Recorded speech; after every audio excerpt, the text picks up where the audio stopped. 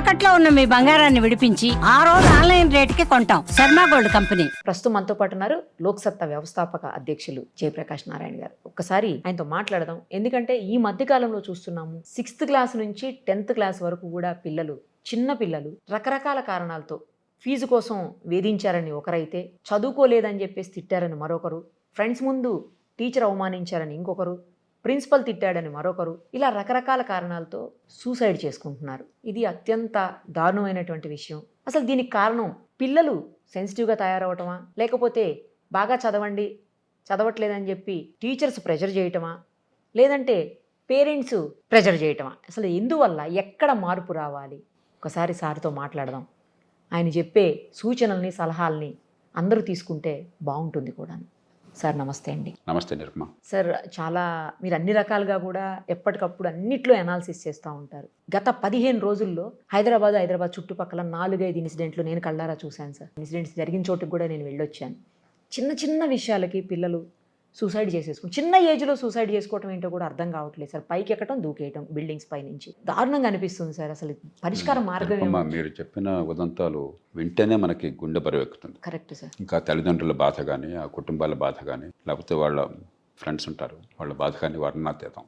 చాలా దురదృష్టకరం. అయితే కొంచెం లోతుకి వెళ్ళాలి. మీరు చెప్పిన ఉదంతాల ప్రకారం నాకు వివిధ స్థాయిల్లో పొరపాట్లు కనిపిస్తున్నాయి. ఒకటి, నిజంగా విద్య అందట్లా, కానీ ఒత్తిడి పెరుగుతుంది. చాలా విచిత్రమైనది. విద్య అందని ఒత్తిడి. ఆ ఒత్తిడికి ఆ చిన్నారి వయసులో వాళ్ళు గురవుతున్నారు. కొన్ని సందర్భాల్లో తట్టుకోలేకపోతున్నారు. కొన్ని పనికొచ్చే విద్య అంది ఒత్తిడి ఉంటే ఒత్తిడి తగ్గించాలి ఆలోచించవచ్చు. సొమ్ము పోయే శని పెట్టి అని చెప్పని విద్య అందక, నిజంగా వాళ్ళ నైపుణ్యము రాక, వాళ్ళకి మేధస్సు వికసించక, మరో పక్కన మానసికంగా ఉల్లాసం లేక ఒత్తిడిగా ఉండి, చివరికి కొన్ని అరుదైన సందర్భాల్లో ఇంత దారుణానికి పాల్పడితే అంతకంటే దారుణం. కాబట్టి ముందు ఒత్తిడి తగ్గించడం ఎట్లాగా పిల్లల మీద. రెండోది, తల్లిదండ్రులు పట్టించుకోకపోవటం. ఈ కేసులో, ప్రతి కేసులో కూడా తల్లిదండ్రులు పిల్లల్ని అపారంగా ప్రేమిస్తున్నారు. నాకేమాత్రం అనుమానం, ఈ దేశంలో ఉన్న సంస్కృతి, మన దేశంలో మన కుటుంబాలు ఎంత బలంగా ఉంటాయంటే, తల్లిదండ్రులు పిల్లల మీద ఎంత ప్రేమ ఉంటుంది అంటే, దానిలో కులం, మతం, ప్రాంతం తేడా లేకుండా పిల్లల కోసం ప్రాణాలు ఇవ్వడానికైనా తల్లిదండ్రులు. Correct sir, exactly. కానీ అంత ప్రాణాలు ఇచ్చేటువంటి ప్రేమ ఉన్న తల్లిదండ్రులు ఒకటి పిల్లల మీద ఒత్తిడి లేకుండా చేయాలి. రెండోది, ఏం జరుగుతుంది మన పిల్లకి, మన పిల్లోడికి అని చెప్పి అప్పుడు పట్టించుకోవాలి. నేను కూడా ఒక తండ్రిగా పట్టించుకోవాలి తగినట్టుగా. ఎందుకంటే ఏదో అద్భుతమైన పని చేస్తున్నాం అని భ్రమమో, లేకపోతే పని ఒత్తిడో, ఇంకో కారణంగానో, పర్యటనలో నాకు నెలకు 30 రోజులు ప్రయాణాలు ఉండేవి. పిల్లలకి ఇవ్వాల్సిన సమయం ఇవ్వాలి.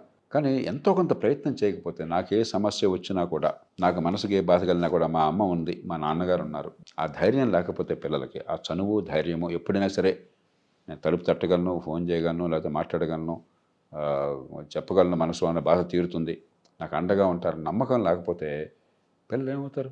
ఆ చిన్నారులకి తల్లిదండ్రులే కదా. అవును సార్. ఏమన్నా ఇక్కడ ఏ సమస్య వచ్చినా కూడా మన దగ్గరగా చెప్పుకునేది. కాబట్టి తల్లిదండ్రులు కూడా ఆ ప్రేమ ఉంటే చాలదు, కాస్త పట్టించుకోవాలి ఏం జరుగుతుంది. ముఖ్యంగా మానసికంగా ఒత్తిడికి గురవుతున్నారు.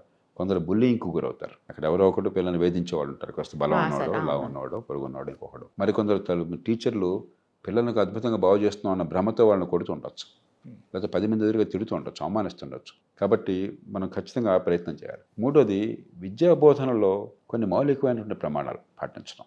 అసలు కొట్టడం అనేది పరిష్కారం కానే కాదు. ఒకప్పుడు సరే ప్రేమతోనైనా ఒక దెబ్బ వేసేవాళ్ళు, అది చెల్లిపోయింది, అది పట్టించుకోవాలి. కానీ కాలం మారింది. కొట్టడం వల్ల పిల్లలు నేర్చుకుంటారన్నది భ్రమ. నాకు ఇంతవరకు ఎవరు కూడా హింస వల్ల, కొట్టడం వల్ల బాగుపడ్డ వాళ్ళు తెలియదు.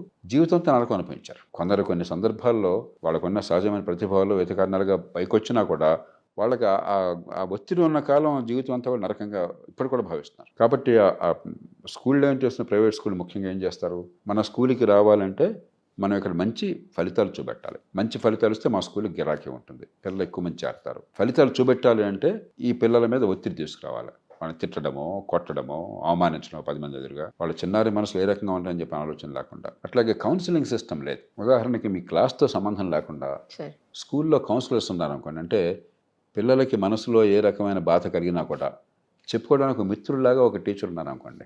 కాస్త కొంచెం సైకాలజీ అర్థం చేసుకున్నవాడు కానీ, కొంచెం పిల్లల గురించి ఆప్యాయంగా మాట్లాడేవాడు కానీ, చాలా సమస్యలకు పరిష్కారం అవుతుంది. అయితే ఇంట్లో తల్లిదండ్రులు, లేకపోతే కాలేజీలోనో, స్కూల్లోనో కౌన్సిలర్. అప్పుడు మన మనసులో బాధ చెప్పొచ్చు, లేకపోతే ఇంకేదైనా ఆలోచన ఉంటే పంచుకోవచ్చు. పర్స్పెక్టివ్ అంటాం, సమ్యక్ దృక్పథం. ఆ దృక్పథం మనకు అవుతుంది. నాకు తెలిసిన వరకు అలాంటి ప్రయత్నం ఎక్కడ జరగట్లేదు. అరుదైన స్కూళ్ళల్లో, ఖరీదైన స్కూళ్ళలో కొంచెం చోట్ల ఏర్పాటు చేస్తున్నారు. కానీ ఇప్పుడు మీరు కేంబ్రిడ్జ్కి వెళ్ళినా కూడా, ఆక్స్ఫర్డ్కి వెళ్ళినా కూడా మీకు ఇక్కడ మనలాగా క్లాసులు, పాఠాల కంటే ముఖ్యంగా అక్కడ ఏంటంటే ప్రతి విద్యార్థికి ఒక కౌన్సిలర్ ఉంటారు. అంటే ఆయనకు 10 మందికి ఉండొచ్చు, ఆయన ఇది ఒక్కళ్ళకే కాదు, ఓకే ఓకే. వారిని అలాట్ చేస్తారు. కాబట్టి ఇక మీరు అక్కడ ఏమన్నా కూడా మీకు మీ సమస్యలు కానీ, మీ బాధలు కానీ, మీ ఆలోచనలు కానీ అక్కడ ఆయనతో పంచుకోవచ్చు. పరిష్కారం అయిపోతాయి. ఓకే. కాలేజీ లెవెల్లో కూడా అలాంటి సపోర్ట్ అవసరం, స్కూల్ లెవెల్ అంతా అవసరం అవుతుంది. అలాంటి ఏర్పాట్లు చేయాలి. ఇక చివరికి పిల్లల్లో సున్నిత మనస్తత్వం ఉండాలి కానీ బలహీనులు కాకూడదు. ప్రతి చిన్నదానికి ఎవరేమో అన్నారని చెప్పిన ఆత్మహత్య స్థాయి దాకా వెళ్ళేది అనేది ఎక్కడో సమిష్టిగా ఏ ఒక్కళ్ళ కుటుంబం తప్పు కాదు, సమిష్టిగా సమాజంలో మనం పొరపాటు చేస్తున్నాం. చాలా ఏళ్ల క్రితం చాలా ఉన్నతాధికారి, ప్రభుత్వంలో అత్యున్నత స్థాయి అధికారి, ఒక్కడే కొడుకు, అపురూపంగా పెంచుకుంటున్నారు. వాడు 9వ తరగతి ఫెయిల్ అయ్యాట. ఫెయిల్ అయిన సంగతి తెలియగానే ఇంటికి కూడా వెళ్ళకుండా ఊరేసుకుని చచ్చిపోయాట. ఇంకా తల్లిదండ్రుల బాధ వర్ణాతీతం. కాబట్టి ఎక్కడో పిల్లల పెంపకంలో ఏమన్నా పొరపాటు జరిగితే సరిదిద్దుకోవటం ఎట్లాగా, లేకపోతే తమను తాము రక్షించుకోవటం ఎట్లాగా, తమకు అన్యాయం జరిగితే అవమానిస్తే గట్టిగా నిలబడడం ఎట్లాగా, ఇది నేర్పకుండా వాళ్ళని చాలా బలహీనులు చేస్తున్నాం. ఎక్కడో సమాజం మొత్తంలో పొరపాటు ఉన్నది. ఇన్సెన్సిటివ్గా పిల్లలంటే ప్రాణాలు ఇచ్చేటువంటి సమాజంలో పిల్లలకు ఆత్మస్థైర్యాన్ని, ధైర్యాన్ని ఇవ్వలేకపోతే ప్రతి చిన్నదానికి కూడా ప్రాణం తీసుకునే స్థాయి అసలు ఆ వయసులో ఆత్మహత్యకు చాలా ఎందుకు రావాలి? అసలు ఆడుతూ పాడుతూ తిరగాల్సిన వయసులో చదివిన పాలుగారు బొగ్గల పసిపాపలు వాళ్ళంతా కూడా ఆ వయసులో ఏమన్నా ఉన్నా ఒక క్షణంలో మర్చిపోయమంటే సరదాగా నవ్వుకుంటూ ఆడుకోవాలి. కానీ అలాంటి వయసులోనే ఇలాంటి పిచ్చి ఆలోచనలు వస్తున్నాయంటే ఎక్కడో సమాజంలో చాలా పొరపాటు జరుగుతుంది. మనం ఖచ్చితంగా బాల్యాన్ని గౌరవించాలి, ప్రేమించాలి. మన దేశంలో ఉంది ఆ సంస్కృతి. తల్లిదండ్రులు చాలామంది భారతీయుల పిల్లలకి బాల్యం అపురూపమైన కాలం, ఒక స్వర్గం లాంటిది. ఆ తల్లిదండ్రుల నుంచి వచ్చే ఆప్యాయత కానీ, గారాభం కానీ, ముద్దు మురిపాలు కానీ, లేకపోతే తాతలు, నాయనమ్మలు, అమ్మమ్మలు, అపారంగా మనం సమాజంలో పిల్లలకి అద్భుతమైన కాలాన్ని ఇస్తాం. కానీ కొన్ని చోట్ల జరుగుతున్నాయంటే ఎక్కడో ఆ పిల్లల మనసుల్లో కావాల్సినటువంటి ఆలోచన, ధైర్యాన్ని మనం ఇవ్వలేకపోతున్నాం. కాబట్టి ఇది సమిష్టిగా మనం ఆలోచించాలి. వెంటనే చేయగల పనులు, ఒత్తిడి లేనటువంటి విద్య, పిల్లల్ని అవమానించే పరిస్థితి లేకుండా, కొట్టడం లాంటివి అది ఏమాత్రం లేకుండా చేయడం కఠినంగా, తల్లిదండ్రులకు ఆ సమయాన్ని కేటాయించడం, విద్యా సంస్థల్లో కౌన్సిలర్స్ అంటే వాళ్ళని పెట్టి కొంత టైంని కేటాయించి, పిల్లలు ఎప్పుడు ఏదో మనసుకు ఆందోళన కలిగినా కూడా ఫలానా వాళ్ళు అన్నం మాకు ఉంది చెప్పుకోవడానికి అవకాశం చెప్పిన ధైర్యం కలిగించడం, ఇవన్నీ మన చేతుల్లో ఉన్నాయి. ఎప్పటికైనా పూనుకోవాలి. ఆ చిన్నారి వయసులో అసలు ఏ ప్రాణం ఎప్పుడు పోయినా కూడా అది బాధాకరం. అంత చిన్న వయసులో ఆ నిండు ప్రాణం ఇంత చిన్న కారణాలుగా మనసు కలత చెంది ప్రాణాలు తీసుకోవడం చెప్పినది ఇంతకంటే విషాదం ఇంకోట్లేదు సమాజానికి కానీ, ఆ కుటుంబానికి కానీ. ఎలా సార్ అంటే పరిష్కారం మీరన్నట్లు ఇప్పుడు అలాంటి విద్యను అందిస్తే సరిగ్గా చదవకపోతే మళ్ళీ అటు పేరెంట్స్ నుంచి ప్రాబ్లం అవుతుంది.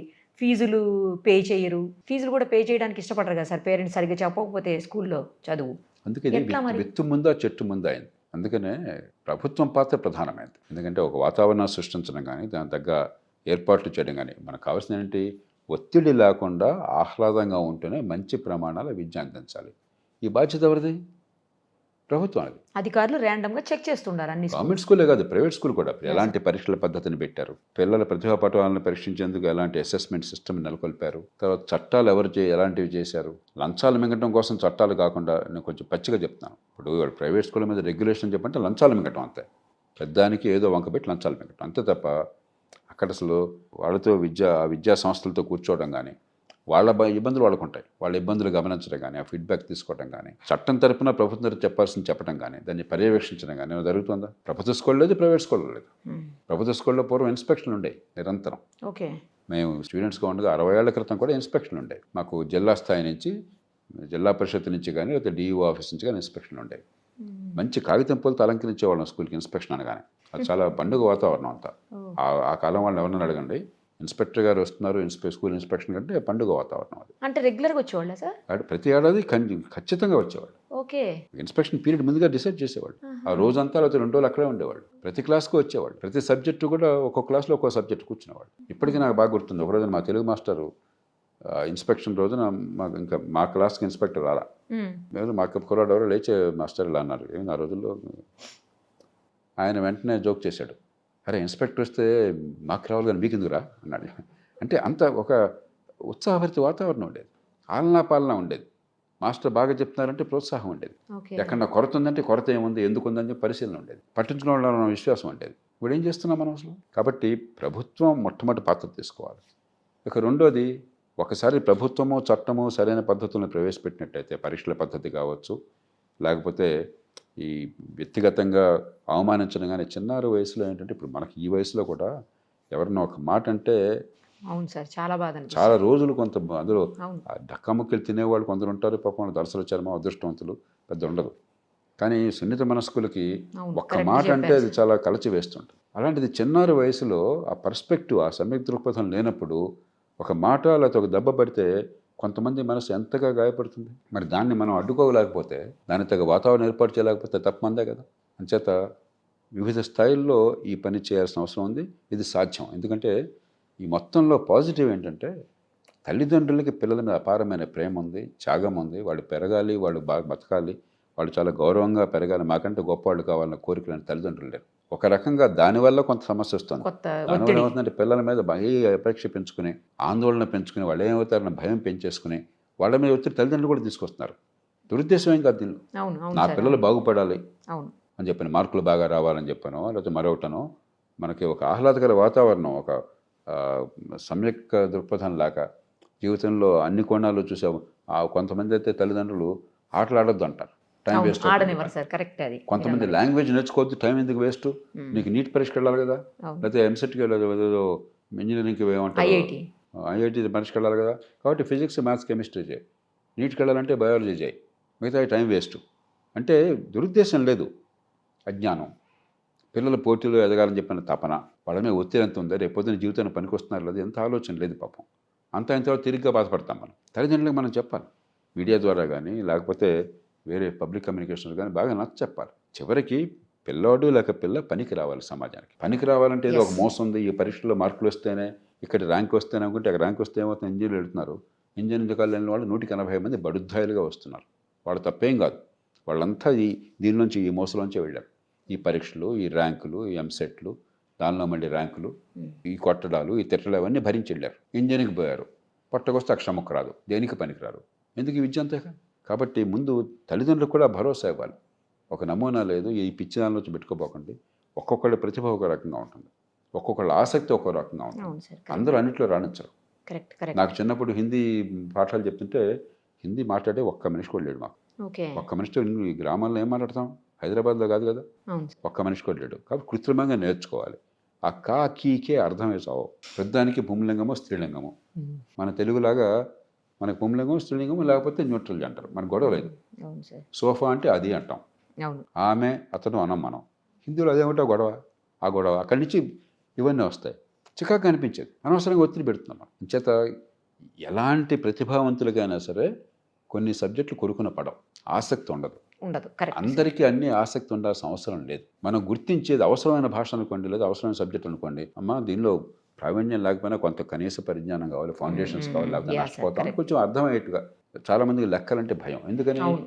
చెప్పేవాడు వాడికి తెలియదు లెక్కలలో చెప్పాలో, వాడు బట్టి పరిస్తున్నాడు. నేను చాలామందిని 7 తరగతి, 8 తరగతి, 10 తరగతి ఉన్న వాళ్ళని భిన్నాలు అడుగుతాను, చిన్న చిన్నవి. ఉదాహరణకి 2 భిన్నాలు ఇచ్చి 2/7 లేకపోతే 2/5 ఏది పెద్దది ఏది చిన్నది అంటే 190 పడి తప్పు చెప్తారు. ఎందుకంటే వాడు భిన్నం అంటే చెప్పలేదు అసలు. చెప్పలేదు. వెంటనే బట్టి పట్టించడం, తర్వాత కొడతాం వాళ్ళని, తిడతాం, మార్కులు రావట్లేదని చెప్పిన. వాడికి అర్థమయ్యేటి చెప్తే కదా, కాన్సెప్ట్ పట్టుబడితే కదా. అసలు భిన్నం అంటే ఏంటో అర్థమైతే 10 సెకండ్లో మీరు చెప్తే వెంటనే ఎవరు తెలిసిపోతుంది. అంత చిన్న ప్రయత్నం కూడా చేయకుండా గుడ్డిగా ఏదో సిలబస్ ఉంది, పుస్తకాలు ఉన్నాయి, కాగితాలు ఉన్నాయి, లేదు నా పని అయిపోయింది, తర్వాత తప్పు చేస్తే అది అర్థం కాకపోతే ఆ పిల్లోడు తప్పు అనుకుంటున్నాం మనం. కాదు, మన తప్పది.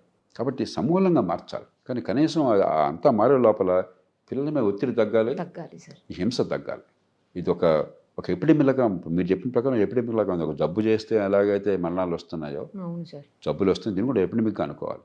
చైల్డ్ వైలెన్స్, మానసికంగా వాళ్ళ మీద హింస కావచ్చు, శారీరకంగా కావచ్చు, చివరికి ఇలాంటి విపరీత పరిణామాలకు వస్తుంటే ఖచ్చితంగా మనం పట్టించుకోవాలి. మీరు చెప్పింది గుండెని కలిచి వేస్తుంది, విషాదకరమైన సంఘటన. తల్లిదండ్రుల గురించి ఆలోచిస్తే నాకు ఈ మాటలు ఏం చెప్తాం వాళ్ళకి, ఏ మాటలు చెప్తే ఆ విషాదం తీరుతుంది. నేను చెప్పిన 2-3 కేసుల్లో అయితే సింగిల్ చైల్డ్లే సార్ వాళ్ళకు. అది ఈ రోజుల్లో మీరు చెప్పినట్టుగా ఒక్క బిడ్డ, 2 పిల్లలతో కరెక్ట్ చాలా కుటుంబాలు. Thank you sir, thank you. మీరు చెప్పిన నిజంగా ఇంప్లిమెంట్ చేయగలిగితే ఇలాంటి మరణాలను చేయాలి. ఎందుకంటే మనందరికీ స్టేక్స్ ఉన్నాయి. ప్రతి కుటుంబానికి, మన సమాజంలో గొప్పతనం ఏంటంటే మన పిల్లల్ని మనం ప్రేమించినంతగా, మన కుటుంబాలు మనలో సంఘటితంగా ఉన్నంతగా ప్రపంచంలో ఎక్కడ ఉండదు. అదైతే కాబట్టి ఇక్కడ కూడా ఈ పొరపాటు సరిదిద్దుకోవాలి, ఇంకెక్కడ దిద్దుకుంటాం. కాబట్టి నేను పూర్తిగా ఆశావాదిని, తేలిగ్గా సర్దుకోవాలి. కాబట్టి తల్లిదండ్రులకు అవగాహన కావాలి, ప్రభుత్వానికి బుద్ధి రావాలి, ప్రైవేట్ స్కూళ్ళు, గవర్నమెంట్ స్కూళ్ళు యాజమాన్యం కానీ, టీచర్లు కానీ వాళ్ళ పద్ధతులను ప్రవేశపెట్టాలి. 3 జరగాలి. Thank you sir. Thank you so much. Suman టీవీలో మీ పర్సనల్ అండ్ బిజినెస్ ప్రమోషన్స్ కోసం కింది నెంబర్కి కాంటాక్ట్ చేయండి.